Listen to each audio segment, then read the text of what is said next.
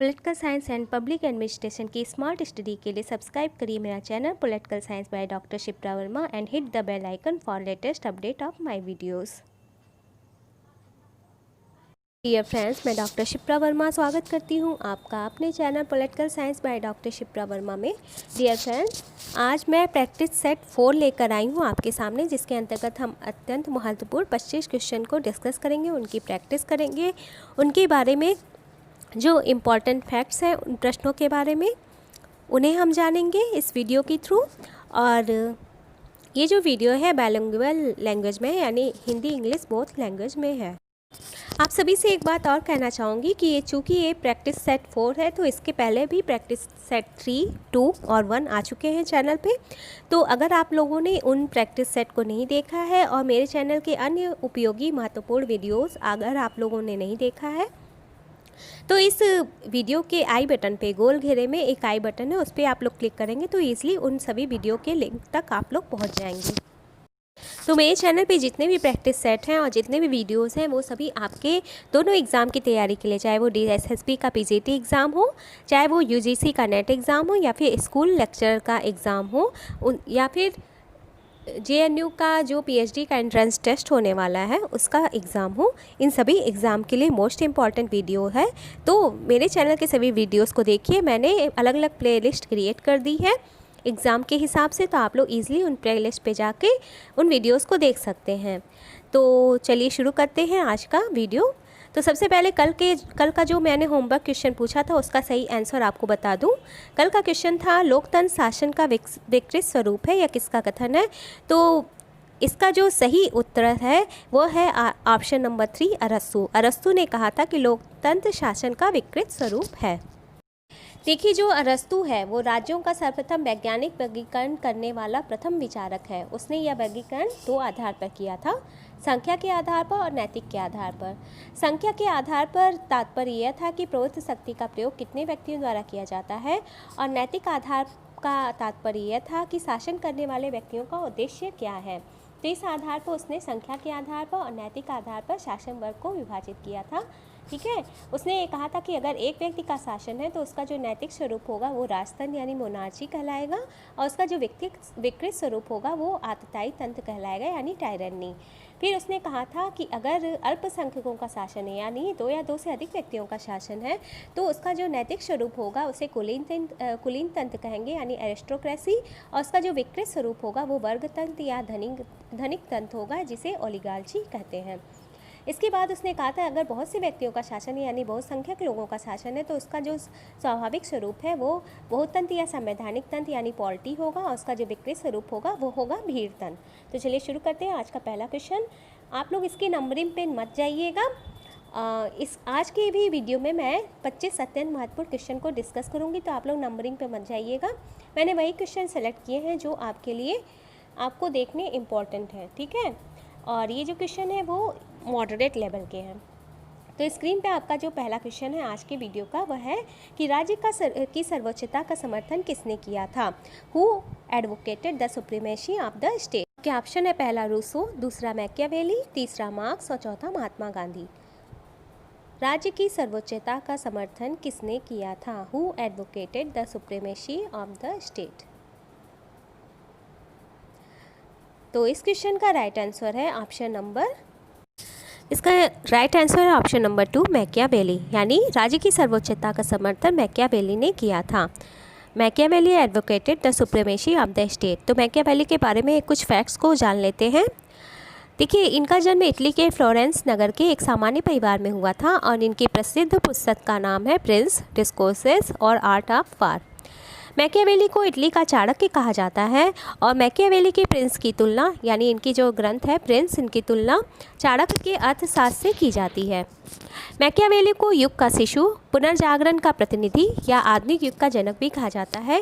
Machiavelli ऐसे पहले राजनीतिक विचारक थे जिन्होंने राजनीति का धर्म और नैतिकता से पृथक्करण किया, और ये राज्य की आधुनिक स्थिति का निरूपण यानी राज्य शब्द का प्रथम प्रयोग करने वाले मैकियावेली ही ऐसे विचारक थे। नेक्स्ट क्वेश्चन है आज का, राजा शेर की तरह साहसी एवं लोमड़ी की तरह चालाक होना चाहिए, किसने किया, किसने कहा। आपके ऑप्शन है पहला मैकियावेली, दूसरा प्लेटो, तीसरा अरस्तु और चौथा J.S. Mill. King should be courageous like a lion and clever like a fox. Who said? Machiavelli, Plato, Aristotle या फिर J.S. मिल। मेरे साथ ही साथ आप लोग क्वेश्चन के आंसर को कमेंट किया करिए और मुझे ये भी ज़रूर से बताया करिए कि आपने कितना स्कोर किया है। कमेंट बॉक्स में अपना स्कोर मुझसे शेयर किया करिए। तो इस क्वेश्चन का राइट आंसर है ऑप्शन नंबर 1, मैकियावेली। देखिए, मैकियावेली ने कहा था कि राजा को शेर की तरह साहसी और लोमड़ी की तरह चालाक होना चाहिए। उसने ऐसा क्यों कहा था? उसने ऐसा इसलिए कहा था कि राजा को सिंह और लोमड़ी के गुणों को धारण करना चाहिए। उसने कहा था कि राजा को छल और कपट को जानने के लिए लोमड़ी की भांति चालाक होना चाहिए और भेड़ियों को यानी शत्रु रूपी भेड़ियों को डराने के लिए राजा को शेर की तरह के गुण को धारण करना चाहिए। तो इसी बात का समर्थन करते हुए मैकियावेली ने यह वक्तव्य प्रदान किया था। मैकियावेली का कहना था कि मनुष्य स्वभाव से दुष्ट और धोखेबाज होता है, इसलिए उसका साथ निभाने के लिए सरकार भी उतनी ही निरंकुश और शक्तिशाली होनी चाहिए। इस प्रकार व्यक्ति के स्वभाव में संपत्ति के अर्जन की प्रबल इच्छा को दृष्टि में रखते हुए वह यह भी कहते हैं कि बुद्धिमान शासक व्यक्ति की हत्या भले ही कर दे पर उसकी संपत्ति को न लूटे। मैकियावेली इसी क्रम में कहते हैं कि राजा को शेर का साहस और लोमड़ी की चालाकी दोनों ही धारण करनी चाहिए। ठीक है, चलिए देखते हैं नेक्स्ट क्वेश्चन। नेक्स्ट क्वेश्चन है आपके सामने स्क्रीन पे। इतिहास की भौतिकवादी व्याख्या एवं वर्ग संघर्ष के सिद्धांत का निरूपण किसने किया था? Materialistic interpretation of history and theory of class war was propounded by, आपके ऑप्शन है पहला दादा भाई नौरोजी, दूसरा कार्ल मार्क्स, तीसरा J.S. मिल और चौथा हाब्स। आई होप इसका आंसर सभी को पता होगा। तो मेरे साथ ही साथ आप लोग कमेंट बॉक्स में आंसर भी दीजिए। तो इस क्वेश्चन का राइट आंसर है ऑप्शन नंबर 2, कार्ल मार्क्स। इतिहास की भौतिकवादी व्याख्या एवं वर्ग संघर्ष के सिद्धांत का निरूपण किसने किया था? कार्ल मार्क्स ने किया था। और कार्ल मार्क्स के बारे में मैंने एक सेपरेट वीडियो अपने चैनल पे बना के रखा है, तो आप लोग चाहें तो कार्ल मार्क्स द्वारा प्रतिपादित संपूर्ण सिद्धांत को या फिर जिन्हें मार्क्सवाद कहा जाता है इनके संपूर्ण सिद्धांत को ही संयुक्त रूप से मार्क्सवाद कहा जाता है, उन्हें आप लोग देख सकते हैं। नेक्स्ट क्वेश्चन है, मुख्यमंत्री के कार्य व शक्तियों का उल्लेख भारतीय संविधान के किस अनुच्छेद में मिलता है? मुख्यमंत्री के कार्य व शक्तियों का उल्लेख भारतीय संविधान के किस अनुच्छेद में मिलता है? Which article of the Indian constitution explains the functions and powers of the chief minister? आपके ऑप्शन है पहला आर्टिकल 162, आर्टिकल 167, आर्टिकल 168 या फिर आर्टिकल 169। क्वेश्चन का राइट आंसर है ऑप्शन नंबर 2, 167। यानी जो आर्टिकल 167 है वो ये चीफ मिनिस्टर के पावर और फंक्शंस से रिलेटेड है, जो कि भारतीय संविधान में इसका उल्लेख किया गया है। देखिए, जो चीफ मिनिस्टर होता है, जो मुख्यमंत्री होता है, वो राज्य की मंत्रिपरिषद का प्रधान होता है। अर्थात मुख्यमंत्री जो होता है वो राज्य की जो कार्यपालिका होती है उसका वास्तविक प्रधान होता है। और जिस प्रकार से केंद्र में प्रधानमंत्री का मंत्रिपरिषद पर पूर्ण नियंत्रण होता है, उसी प्रकार से मुख्यमंत्री का अपने राज्य के मंत्रिपरिषद पर पूर्ण नियंत्रण होता है। मुख्यमंत्री विधानसभा में बहुमत दल का नेता होता है तथा वह अपने पद पर तब तक बना रहता है जब तक कि उसे विधानसभा में बहुमत प्राप्त होता है। यदि विधानसभा राज्य के सरकार के प्रति अविश्वास प्रस्ताव पारित कर देता है तो ऐसी स्थिति में मंत्रिपरिषद भंग हो जाता है। ठीक है, नेक्स्ट क्वेश्चन है आपके सामने। भारत को औपनिवेशिक स्टेटस दिए जाने की मांग किसने की थी? Who demanded dominion status to India? आपके ऑप्शन है पहला दादा भाई नौरोजी, दूसरा शहीद भगत सिंह, तीसरा चंद्रशेखर आज़ाद और चौथा Ras Behari Bose. Who demanded dominion status to the India? Bharat को औपनिवेशिक स्टेटस दिए जाने की मांग किसने की थी? तो इस क्वेश्चन का राइट आंसर है ऑप्शन नंबर 1, दादा भाई नौरोजी। दादा भाई नौरोजी ही ऐसे पहले व्यक्ति थे जिसने भारत को औपनिवेशिक स्टेटस दिए जाने की मांग की थी। चलिए देखते हैं नेक्स्ट क्वेश्चन। नेक्स्ट क्वेश्चन है, महात्मा गांधी द्वारा भारत छोड़ो आंदोलन किस वर्ष आरंभ किया गया था? In which year Mahatma Gandhi launched quit India movement? आपके ऑप्शन है पहला 1922, दूसरा 1942, तीसरा 1935 और चौथा 1918।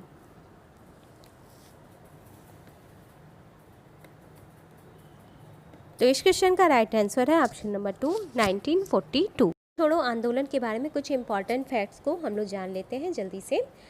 गांधी जी ने 14 जुलाई 1942 को वर्धा में आयोजित कार्य समिति की बैठक में एक प्रस्ताव पारित किया गया था, जिसके तहत 17 अगस्त 1942 को बम्बई के ऐतिहासिक ग्वालियर टैंक मैदान में भारत छोड़ो की पुष्टि कर दी गई, जिसे नेहरू जी ने पेश किया था तथा 9 अगस्त को यह आंदोलन शुरू हो गया और यहीं से गांधी जी ने अपने भाषणों में 8 अगस्त 1942 को ऐतिहासिक ग्वालियर टैंक में कहा था कि मैं संपूर्ण आज़ादी से कम किसी चीज़ से संतुष्ट होने वाला नहीं, इसलिए मैं आपको एक मंत्र देता हूँ। उन्होंने भारतीय जनता को संबोधित करते हुए कहा था कि करो या मरो। आंदोलन शुरू होते ही सरकार ने ऑपरेशन जीरो आवर के तहत सभी प्रमुख नेताओं को गिरफ्तार कर लिया और गांधी जी को पूना के आगा खां पैलेस में रखा गया एवं अन्य सदस्यों को अहमदनगर के दुर्ग में रखा गया। अक्सर ये क्वेश्चन पूछा जाता है कि भारत छोड़ो आंदोलन के तहत गांधी जी को कहाँ पर गिरफ्तार करके रखा गया था, तो आगा खां पैलेस में इन्हें गिरफ्तार करके रखा गया था। ठीक है, ये क्वेश्चन मोस्ट इम्पॉर्टेंट है। और इसी आंदोलन के दौरान महात्मा गांधी जी ने भारतीय जनता को नारा दिया था, करो या मरो, डू आर डाई। चलिए देखते हैं नेक्स्ट क्वेश्चन है, भारत को पूर्ण आज़ादी एवं 26 जनवरी को स्वतंत्रता दिवस स्वीकार करने की मांग किसने की थी? Who demanded complete independence for India and to celebrate 26 January as Independence Day? आपके ऑप्शन है, पहला गोपाल कृष्ण गोखले, दूसरा सुरेंद्र नाथ बनर्जी, तीसरा महात्मा गांधी और चौथा जवाहरलाल नेहरू। मेरे साथ ही साथ आप लोग कमेंट बॉक्स में अपना कमेंट किया करिए आंसर और मुझे स्कोर भी जोर से बताया करिए। तो इस क्वेश्चन का राइट आंसर है ऑप्शन नंबर 4 जवाहरलाल नेहरू। जवाहरलाल नेहरू जी ने ही ये कहा था कि पूर्ण आज़ादी एवं 26 जनवरी को स्वतंत्रता दिवस स्वीकार करने की मांग ये पंडित जवाहरलाल नेहरू जी ने ही किया था इसकी मांग। नेक्स्ट क्वेश्चन है, Ram Manohar Lohia Ram Manohar Lohia is known for, आपके ऑप्शन है, पहला व्यक्तिवादी विचारक के रूप में, दूसरा दलीय व्यवस्था संबंधी विचारों के लिए, तीसरा मूल्यविहीन व्यवस्था के लिए और चौथा समाजवादी अवधारणा के लिए। Individualistic thinker, his views on party system, his views on value free system या फिर कॉन्सेप्ट ऑफ सोशलिज्म। क्वेश्चन का आंसर सोच लीजिए आप लोग और स्कोर बताइए और कमेंट में मेरे साथ आंसर बताइए अपना। तो इस क्वेश्चन का राइट आंसर है ऑप्शन नंबर 4 समाजवादी अवधारणा के लिए। राम मनोहर लोहिया समाजवादी अवधारणा के लिए जाने जाते हैं।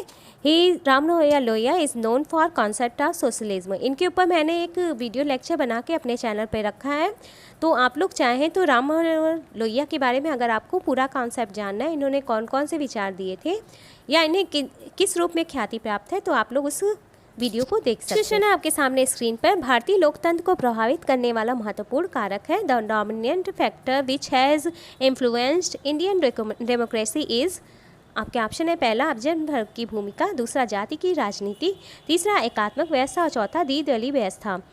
Your options are, first option is role of elite class, second option is politics of caste, third option is unitary system and fourth option is two party system.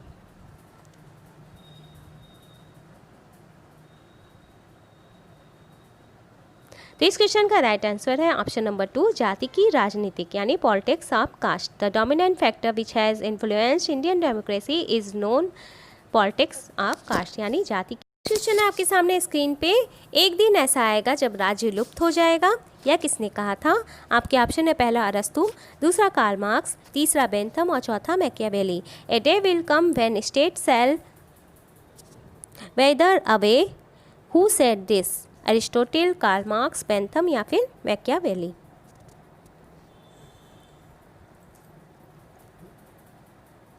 तो इस क्वेश्चन का राइट आंसर है option number 2 Karl Marx. Karl Marx ने ये कहा था कि एक दिन ऐसा आएगा जब राज्य लुप्त हो जाएगा और संपूर्ण देश में समाजवादी व्यवस्था या श्रमिकों का सर्वहारा वर्ग की आधुनिकता उनका अधिनायकत्व स्थापित हो जाएगा। आपके सामने स्क्रीन पे, जे.एस. मिल निम्नलिखित में से किसका निष्ठावान समर्थक था? आपके ऑप्शन है, पहला तानाशाही राज्य, दूसरा स्वतंत्रता, तीसरा समाजवादी विचारधारा और चौथा संविदावादी दर्शन। J S. Mill was a staunch supporter of dictatorial state, liberty, socialist ideology या फिर कॉन्ट्रैक्चुअल फिलॉसफी। क्वेश्चन का राइट आंसर है ऑप्शन नंबर 2 स्वतंत्रता, यानी जो जे.एस. मिल थे वो स्वतंत्रता के कट्टर समर्थक थे और इन्हें स्वतंत्रता का निष्ठावान समर्थक कहा जाता है। इन्होंने इस संबंध में अपना विचार प्रस्तुत किया था कि प्रत्येक व्यक्ति को विचार एवं अभिव्यक्ति की पूरी तरह स्वतंत्रता प्राप्त होनी चाहिए और राज्य के द्वारा इन पर किसी प्रकार का बंधन नहीं लगाना चाहिए, क्योंकि किसी के विचार का दमन करना सत्य का दमन करना है और यह जरूरी नहीं कि सामान्य स्वीकृति का विचार ही सत्य हो। क्वेश्चन है, द्वितीय महायुद्ध के बाद व्यवहारवादी विचारधारा को विकसित करने का श्रेय है। आपके ऑप्शन है पहला अमेरिकी राजनीतिक विचारकों को, दूसरा रूसी राजनीतिक विचारकों को, तीसरा एशियाई राजनीतिक विचारकों को और चौथा अफ्रीकी राजनीतिक विचारकों को। The credit for developing concept of behaviouralism after the second world war goes to American political thinkers, Russian political thinkers, Asian political thinkers या फिर चौथा ऑप्शन है अफ्रीकन पॉलिटिकल थिंकर्स। इस क्वेश्चन का राइट आंसर है option number 1 American political thinkers, यानी अमेरिकी राजनीतिक विचारकों को द्वितीय महायुद्ध के बाद व्यवहारवादी विचारधारा को विकसित करने का श्रेय प्राप्त है। आपके सामने व्यवहारवाद की एक मुख्य महत्वपूर्ण विशेषता है। पहला ऑप्शन है परंपरागत दृष्टिकोण, दूसरा है संवैधानिक दृष्टिकोण, तीसरा है अंतर अनुशासनात्मक दृष्टिकोण और चौथा है ऐतिहासिक दृष्टिकोण। One of the important characteristics of behaviourism is traditional approach, constitutional approach, interdisciplinary approach या फिर historical approach.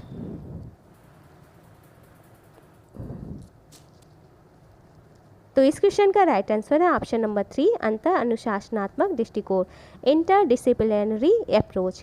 One of the important characteristics of behaviourism is interdisciplinary approach. Question है, उत्तर व्यवहारवाद वास्तव में एक क्रांति है, इसका श्रेय किसे जाता है? आपके ऑप्शन है पहला लासवेल को, दूसरा एप्टर को, तीसरा लुशियन पाई को और चौथा डेविड ईस्टन को। Post behaviouralism is virtually a revolution for which the credit goes to Lasswell, Apter, Lucian Pye या फिर डेविड ईस्टन।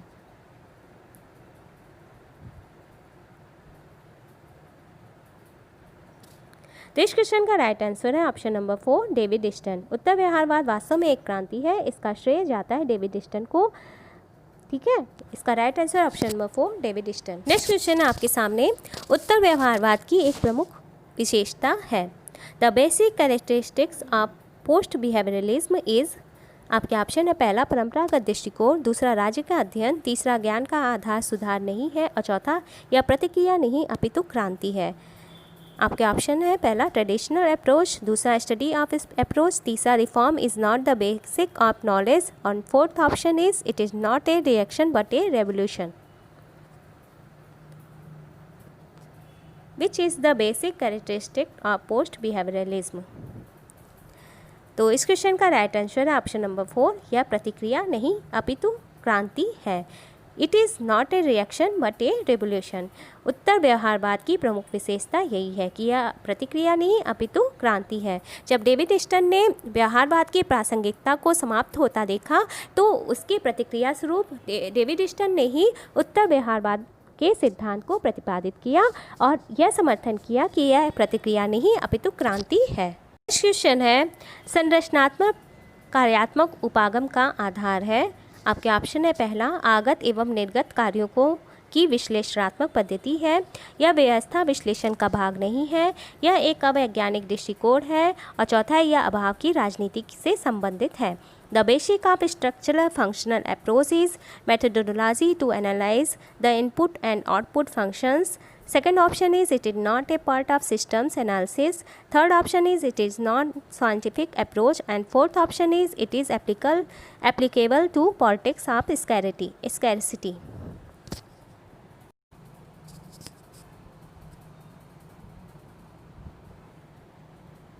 तो इस क्वेश्चन का राइट आंसर है ऑप्शन नंबर 4 यह अभाव की राजनीति से संबंधित है। It is applicable to politics of scarcity.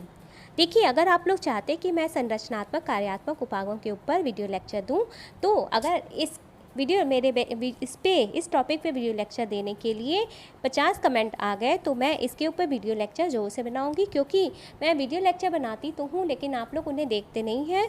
तो मुझे बहुत बुरा लगता है, क्योंकि इन वीडियोस को बनाने में काफ़ी मेहनत लगती है और जब मेरे वीडियोस को देखा नहीं जाता है तो मुझे बहुत बुरा लगता है।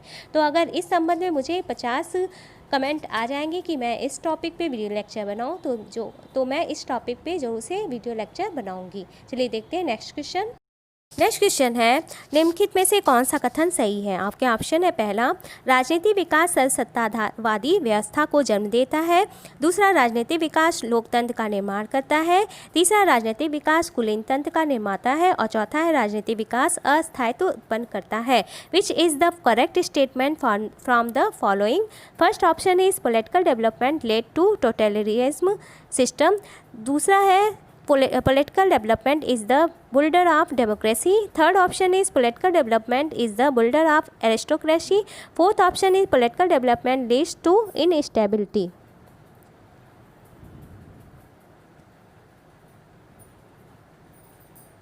तो इस क्वेश्चन का राइट आंसर है ऑप्शन नंबर 2, राजनीतिक विकास लोकतंत्र का निर्माण करता है। यह कथन सही है। Political development is the builder of democracy. Next question है, निम्नलिखित में से सही कथन को चुनिए। फिर से सही कथन को चुनने का आ गया है क्वेश्चन। पहला ऑप्शन है, राजनीतिक संस्कृति विश्वास एवं इतिहास की उपज नहीं है। दूसरा है, राजनीतिक संस्कृति संरचना प्रदान नहीं करती। तीसरा ऑप्शन है, राजनीतिक संस्कृति सामान्य संस्कृति का अभिन्न अंग है। और चौथा ऑप्शन है, राजनीतिक संस्कृति दृष्टिकोण एवं विश्वास का संकलन नहीं है। Select the correct answer from the following? First option is political culture is not the product of fate and history. Second option is political culture does not provide structure. Third option is political culture is an integral part of general culture. And fourth option is political culture is not a set of attitudes and beliefs.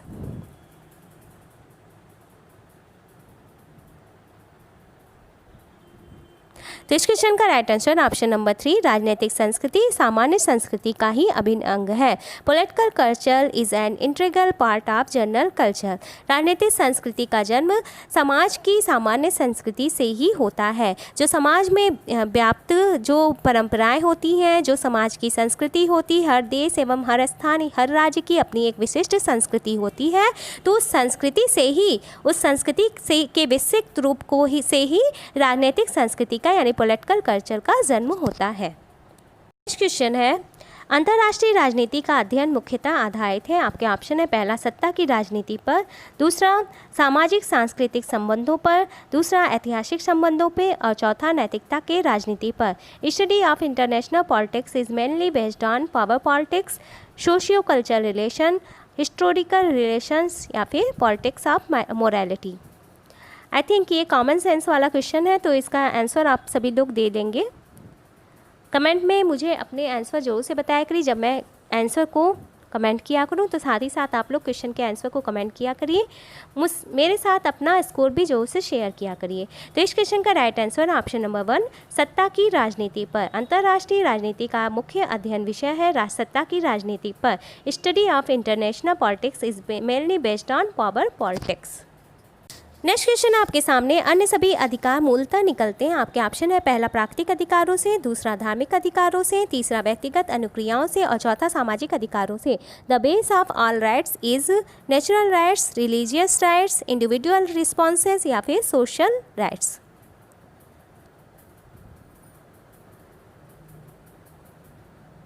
तो इस question का right answer option number 1, प्राकृतिक अधिकारों से। सभी अधिकारों की उत्पत्ति प्राकृतिक अधिकारों से ही हुई है। नेचुरल राइट्स से ही सभी राइट्स का जन्म हुआ है। ठीक है ना, आपके सामने स्क्रीन पर सुमेलित करना है। तो एक तरफ दिया है बुक का नाम और दूसरी तरफ दिया है उनसे संबंधित विचारक। तो पहला है लॉन्ग वॉक टू फ्रीडम, दूसरा है फ्रीडम फॉर फियर, तीसरा है ऑन लिबर्टी और चौथा है द कॉन्सेप्ट ऑफ लिबर्टी। तो देखिए, लॉन्ग वॉक टू फ्रीडम ये एक रचना है नेल्सन मंडेला की। फ्रीडम फॉर फियर ये रचना है आंग सान सूकी की।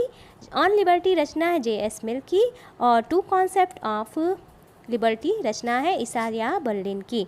तो इस तरह से इस क्वेश्चन का राइट आंसर हो जाएगा A का 4, B का 1, A का 4, B का 1 किसमें है? ऑप्शन नंबर 1 में है। तो इसका जो राइट आंसर हो जाएगा वो हो जाएगा ऑप्शन नंबर 1, A का 4, B का 1, C का 2 और D का 3।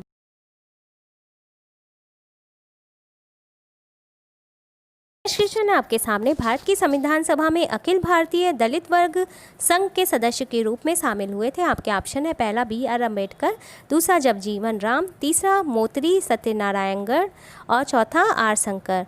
Member of Akhil Bharatiya Dalit Varg Sangh who participated in constituent assembly of India. Options are BR Ambedkar, Jagjivan Ram, Moturi Satyanarayana और R शंकर।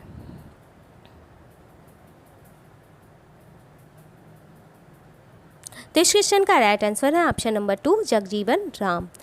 भारतीय संविधान सभा में अखिल भारतीय दलित वर्ग संघ के सदस्य के रूप में जगजीवन राम को नॉमिनेट किया गया था। सामने स्क्रीन पे भारत के संविधान की प्रस्तावना में के संदर्भ में हम भारत के लोग की सही व्याख्या है। आपके ऑप्शन है पहला, हम भारत में निवास करते हैं, दूसरा, संविधान की शक्ति का स्रोत भारत की जनता है, तीसरा, प्रबुद्ध शक्ति जनता में निहित है और चौथा, इस संविधान का निर्माण अंग्रेजों ने नहीं किया है। In the preamble of Indian constitution the meaning of we the people of India is we live in India. Second option is the source of power of constitution is the population of India. Third option, C option is the sovereign power lies with the people and D option is the constitution is not framed by Britishers. तो आपको कूट की सहायता से इसका answer देना है। First option is ABC, second option is ACD, third option is ABD and fourth option is BCD। सही कूट क्या है आपको बताना है। तो इस क्वेश्चन का राइट आंसर है ऑप्शन नंबर 4, BCD, यानी संविधान की शक्ति का स्रोत भारत की जनता है। The source of power of constitution is the population of India. प्रबुद्ध शक्ति जनता में निहित है। The sovereign powers lies with the people और D ऑप्शन भी सही है। इस संविधान का निर्माण अंग्रेजों ने नहीं किया। The constitution is not framed by Britishers. तो इस तरह से इस क्वेश्चन का राइट आंसर है ऑप्शन नंबर 4, BCD। क्वेश्चन है आपके सामने स्क्रीन पर, किस मौलिक अधिकार को डॉक्टर भीमराव अंबेडकर ने संविधान की आत्मा और हृदय कहा? Which fundamental rights was called soul and heart of constitution by doctor Ambedkar? आपके ऑप्शन है पहला, समता का अधिकार, दूसरा, शोषण के विरुद्ध अधिकार, तीसरा, धर्म की स्वतंत्रता का अधिकार, चौथा, संवैधानिक उपचारों का अधिकार। First option is right to equality, second option is right against exploitation, third option is right to freedom of religion and fourth option is right to constitutional remedies.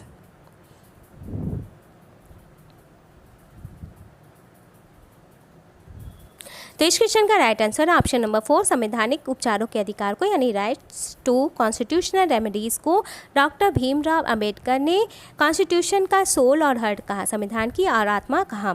देखिए यहाँ पे अक्सर इस तरह के क्वेश्चन कन्फ्यूज़न पैदा करते हैं। अगर आपसे ये पूछा जाए कि भारतीय संविधान के किस भाग को भारतीय संविधान की आत्मा कहा गया है, तो अगर वहाँ पे डॉक्टर भीमराव अंबेडकर नहीं पूछा जाएगा, क्वेश्चन में डॉक्टर भीमराव अंबेडकर का नाम नहीं रहेगा, तो उस तरह से राइट आंसर हो जाएगा आपका संविधान की प्रस्तावना।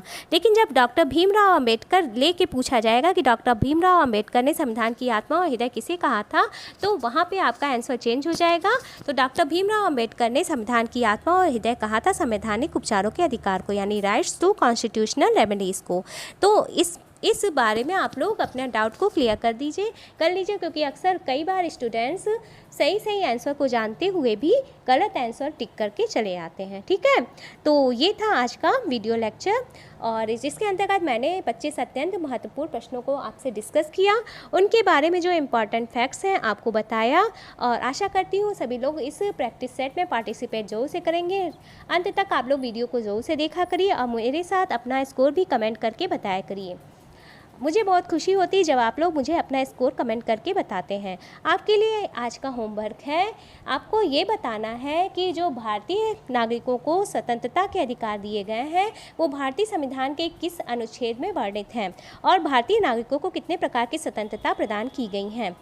अगर आपको ये वीडियो लेक्चर और ये प्रैक्टिस सीरीज पसंद आ रही है तो आप लोग मेरे चैनल को सब्सक्राइब जरूर से करिएगा।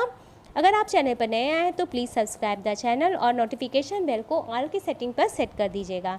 ये वीडियो या प्रैक्टिस सेट आपको पसंद आ रहा है तो इसे अपनी ही तरह अन्य नीडफुल स्टूडेंट में जोर से शेयर करिएगा, बिकॉज शेयरिंग इज़ केयरिंग। और ये प्रैक्टिस सेट आपको पसंद आया तो इसे अधिक से अधिक लाइक करिएगा।